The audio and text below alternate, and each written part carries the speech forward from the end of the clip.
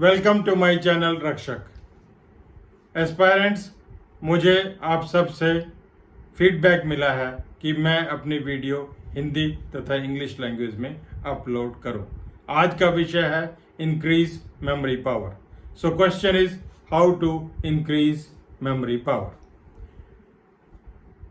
आप सभी जानते होंगे कि ब्रेन हमारा एक इम्पॉर्टेंट हिस्सा है और ब्रेन के हिप्पोकैम्पस में हमारी मेमोरी स्टोर रहती है। बेसिकली जो हमारी मेमोरी होती है वह शॉर्ट टर्म तथा लॉन्ग टर्म दो प्रकार की होती है। शॉर्ट टर्म से मेरा अभिप्राय इस प्रकार से है कि अगर मैं आपसे पूछूं कि आपने सोमवार के दिन लंच के मेनू में क्या खाया, तो शायद आप काफ़ी संख्या में यह नहीं बता पाएंगे कि लंच का मेनू क्या था। परंतु अगर लॉन्ग टर्म मेमोरी में मैं आपसे यह पूछूं कि छठी क्लास में अगर आपकी किसी से लड़ाई हुई थी तो उसका विवरण करें, तो आप तुरंत बता देंगे। तो जो विद्यार्थी हैं उनके लिए ये हर समय एक समस्या बनी रहती है कि हम इतना मटेरियल कैसे पढ़ें और उसको कैसे याद रखें। इसलिए हमारा हर समय यह प्लान होना चाहिए कि जो भी हम पढ़ें वो शॉर्ट टर्म मेमोरी से निकलकर लॉन्ग टर्म मेमोरी में चला जाए। इसके लिए मैं आपको कुछ प्रैक्टिकल टिप्स भी देना चाहूँगा। सबसे पहले यह जानें कि यह किस प्रकार से शॉर्ट टर्म से लॉन्ग टर्म मेमोरी में परिवर्तित किया जा सकता है।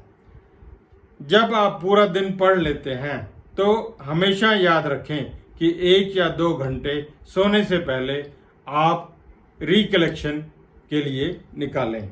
रिकलेक्शन से मेरा अभिप्राय ये है कि आप आत्म मंथन करें, मन में विचार करें कि मैंने क्या पढ़ा है और कितना मुझे समझ में आया है, कौन कौन से पॉइंट्स मुझे याद हैं और कौन कौन से पॉइंट मुझे याद नहीं हैं।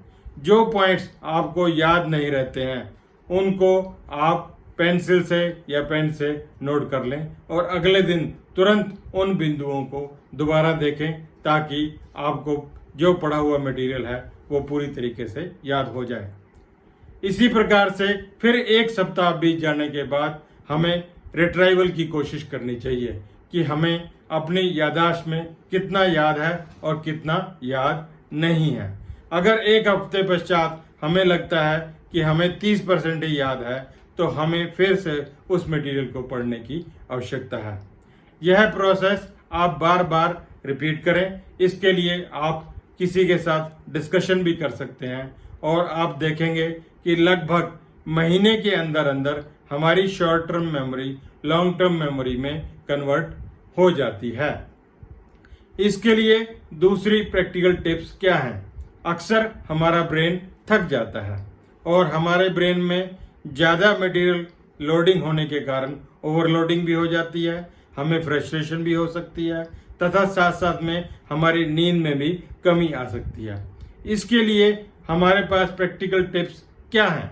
हमारे पास प्रैक्टिकल टिप्स हैं deep breathing, yoga. Deep breathing करने से आपके ब्रेन को और आपकी बॉडी को रेस्ट मिलती है।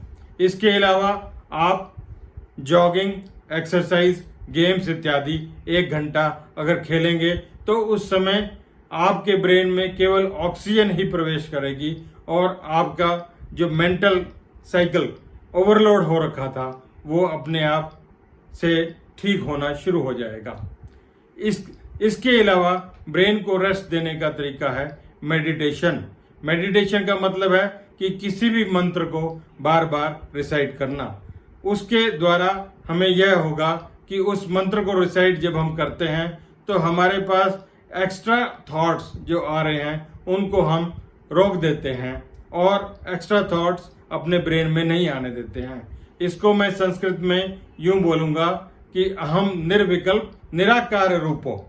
निर्विकल्प का मतलब यह है कि मेरे ब्रेन में थॉटलेस ब्रेन होना चाहिए। जब हमने रेस्ट देनी है अपने ब्रेन को तो हमारा ब्रेन थॉटलेस होना चाहिए। ये प्रैक्टिकल टिप्स अगर आप याद रखेंगे तो आपको अपना इम्तिहान पार करने में कोई दिक्कत नहीं आएगी। साथियों, याद रखें मेरा मोबाइल नंबर 8847004196। आपसे फिर से अनुरोध है कि मेरे चैनल रक्षक को लाइक करें, शेयर करें, सब्सक्राइब करें। जय हिंद, धन्यवाद।